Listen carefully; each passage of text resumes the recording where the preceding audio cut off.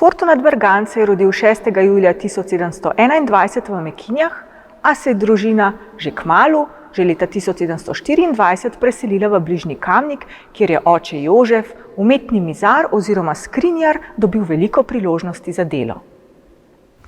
Kamnik je bil v tistem času pravo baročno gorenjsko umetnostno središče, kjer so se pod vodstvom takratnega župnika Maksimilijana Leopolda Raspa prenavljale številne cerkve.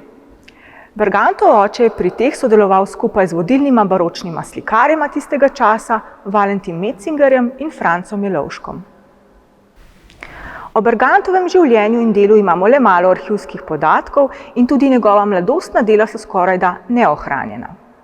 Najzgodnejše delo predstavlja risba s portretom kamniškega župnika, po kateri je leta 1742 nastala bakrorezna grafična podoba. Bergant jo je posnel po Metzingerjevem portretu župnika Raspa, ki je danes v župnišču v Šmartnem pri Tuhinju.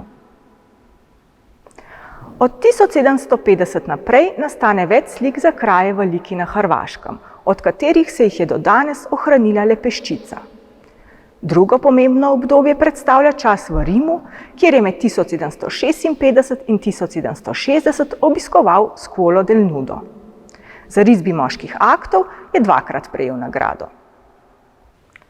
Na Kranjsko se vrne leta 1760, le leto po smrti Valentina Metzingerja, in prevzame številna cerkvena naročila ter slika portrete kranjskega plemstva.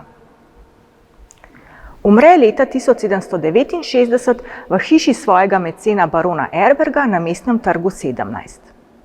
Mrliška matica ga označuje kot častivrednega gospoda in kot samskega, neporočenega. Kot človeka, ki se je v življenju ustvaril določen ugled, a je živel samotarsko življenje. Prav tako za seboj ni pustil pravih umetnostnih naslednikov.